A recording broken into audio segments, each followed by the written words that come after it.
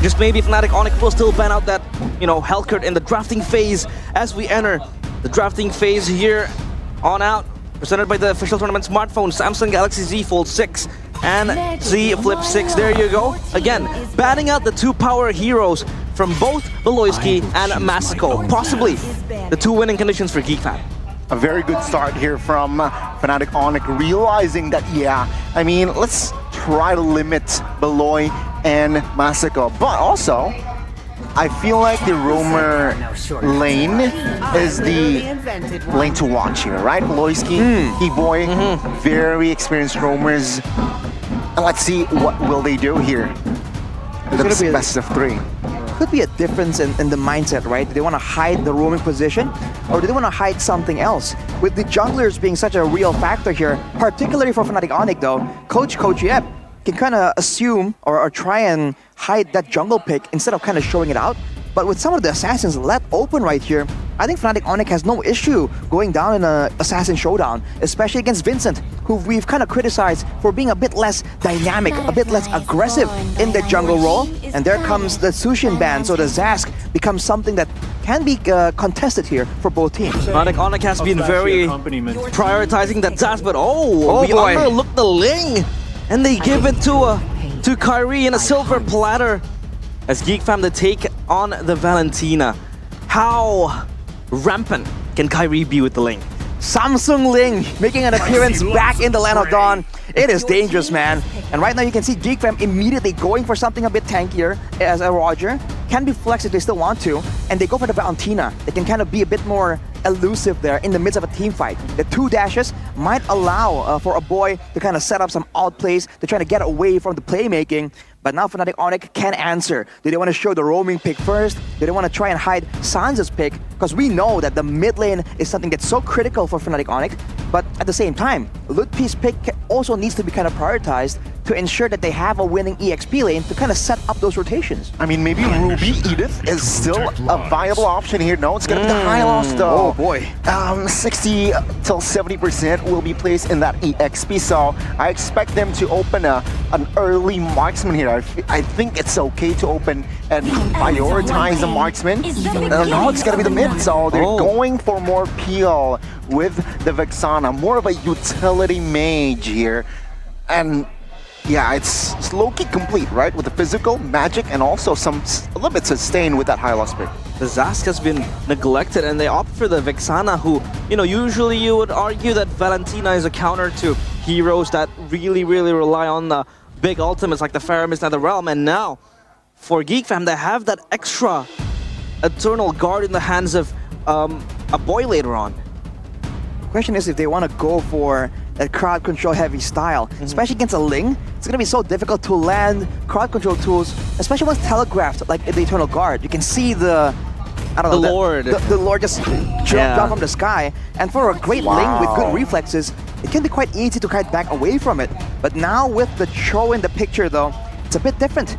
Now the Ling can be mitigated quite a bit, but this means that Fnatic Onic, now they have a task of trying to figure out a composition that can punish the Cho. We know that against a Kufra, against a Ruby, playmaking heroes, they kind of operate solo. The Cho can kind of open up the map and still be tanky and elusive enough to get out and buy some time. But if they leer the crowd control on the side of Fnatic Onic, then they can kind of look to try and punish Beloyski here if this is indeed a Cho roam. Again, the Cho roam is something that is much more, preferred, because I don't really like the Cho when it's up into in the XP lane, especially when you have this high loss that's still very flexible. And now the question becomes, what will the matchup between Keyboy and Beloyski look like? Because these two players, they are, the backbone of the setup and initiation coming in from both teams, from Fnatic Onic and Geek Fam. Keyboy with his, pick-off heroes, same with Beloyski. The question is, what will they pick? And 2 last bans now in the second phase. I feel they might ban away some of the engage tools, because for Fnatic Onic, they have the glorious pathway. So some heroes, let's say the Minotaur, that's usually a bit more defensive. Now they can have an aggressive edge by just running through the glorious pathway. And now, of course, in MPLPH Season 14, Roger becomes the most picked and banned hero with 12 picks and 5 bans. So 100% pick and ban. It just shows to you how strong the Roger is. and how flexible he is. Very, Where is very my target? much so. Oh, there you go. Okay. I really like the jaw headband, right? Because it's so annoying, but yeah, Geek Fam, it's really below. Natalia. Wait, We talked about this in the back room. I talked with Lim Chol from the Indonesian broadcast over there. He talked about how if the Hellcrit was banned, then Natalia was still an option because this Natalia can be so elusive and so annoying against when you face it up against a marksman. The marksman can be really caught up, especially in that second skill, unpurifiable if that's a word. So this Natalia, the hands of Beloyski, can be very, very disruptive.